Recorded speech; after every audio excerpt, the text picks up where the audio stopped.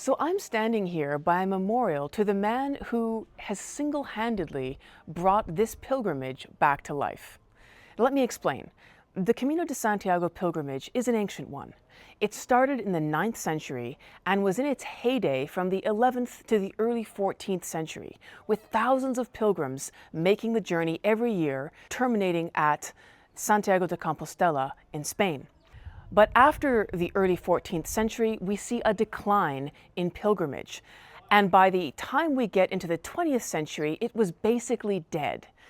The records keeping for pilgrims in the early 1970s show a grand total of 10 who had made the pilgrimage in the entire year. So at that point, with so few people, the infrastructure had basically disappeared, as had many of the routes.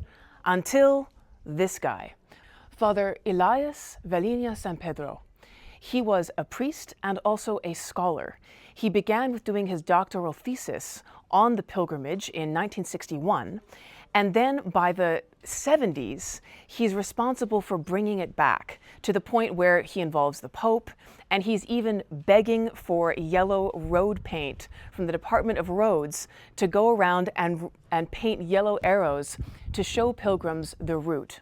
So he didn't just bring back knowledge about the pilgrimage of the past, he literally renewed the roads to make it possible for pilgrims of today to follow in this ancient route. So from a nearly dead pilgrimage in the early 1970s, by the time we get into 2000 and beyond, there has been exponential growth of pilgrims traveling this route from all around the world. Even in the few days that we've been traveling on this road, we've met people from Malaysia, the Canary Islands, South Korea, Ireland, and Germany. And the number of pilgrims that now traverse the route is in the hundreds of thousands per year. And the man most responsible for this is this priest and scholar right here, who we have to thank for reviving a pilgrimage that had basically disappeared.